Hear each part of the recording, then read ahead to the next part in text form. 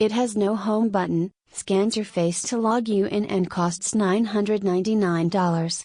The company unveiled the Anniversary Edition smartphone, alongside an iPhone 8 and its bigger sibling, the iPhone 8 Plus, at a press event at the brand new Apple Park campus in Cupertino on Tuesday. The company also announced a new Apple Watch with a cellular connection, an Apple TV that streams 4K video, and gave the public its first peek at the circular Steve Jobs Theater. To introduce the iPhone X, Apple CEO Tim Cook uttered the classic line at the annual press conference, "One more thing." "We have great respect for these words and don't use them lightly," said Cook, adding the new phone would set the path for technology for the next decade. The new iPhone X kills the home button to make space for a larger screen. It has an edge-to-edge display, glass on the front and back, wireless charging that requires resting the phone on a special surface, and a surgical-grade stainless steel band around the edges. It's water and dust resistant. The 5.8-inch OLED display isn't just bigger, it also packs 458 pixels per inch.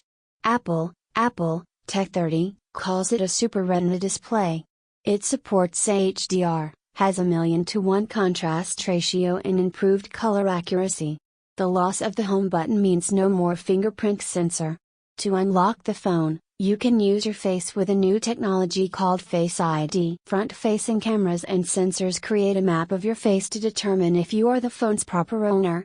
The technology learns more about your face every time you use it, and stores any face detection information on the device. It uses small floodlight to work in the dark.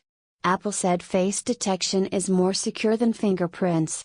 It added there was a 1 in 50,000 chance of a random person being able to open your phone with their fingerprint, but those chances dropped to 1 in a million with face detection.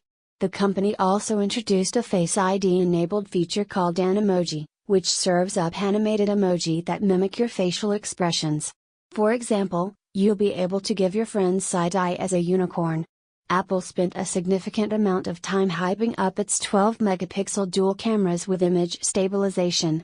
Schiller said the new front-facing cameras will revolutionize selfies by adding portrait mode. The iPhone X will cost $999 for the 64GB version, $1,149 for the 256GB version, and start shipping on November 3, more than a month later than all of the other devices announced on Tuesday. For those not willing to shell out a grand for a new smartphone, the iPhone 8 options are cheaper and also pack a powerful punch. They're faster, sturdier and better at snapping photos than the previous iPhone.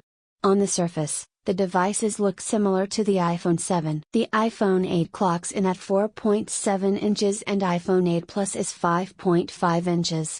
But inside is an A11 Bionic chip and an improved camera sensor. There are new camera modes, including an expanded portrait mode that lets you change lighting effects after you take the shot. The company also teased some of the new features coming to iOS 11, including augmented reality. Wireless charging, available on both the iPhone X and iPhone 8 devices, is a big move forward, too. The charging requires contact between a special surface and the glass back of the iPhone.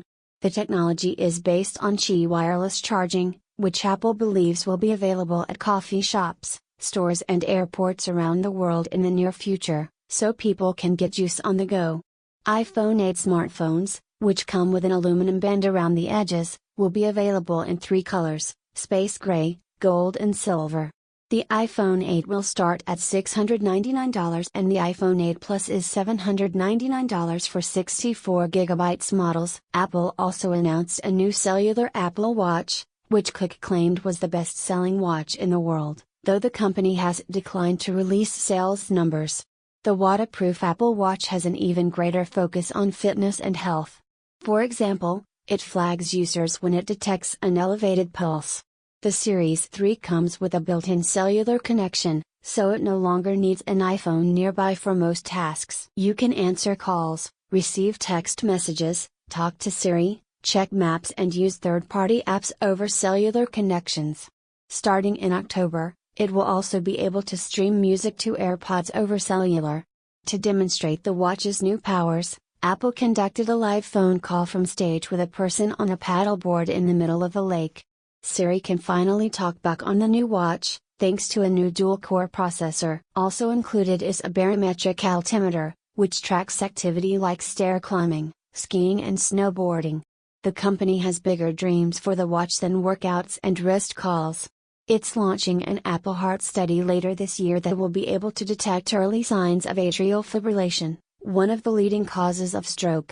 The watch will cost $329 without cellular, and $399 with cellular. It works with all 4 major carriers in the US, though Apple did not mention details on plan pricing. The watch will be available on September 22. The company also teased a new Apple TV, $149, with support for 4K video streaming and a revamped user interface. Its graphics are 4 times as fast, according to Apple. Apple said it is working with studios and streaming companies like Netflix to add more 4K content. It will also launch on September 22.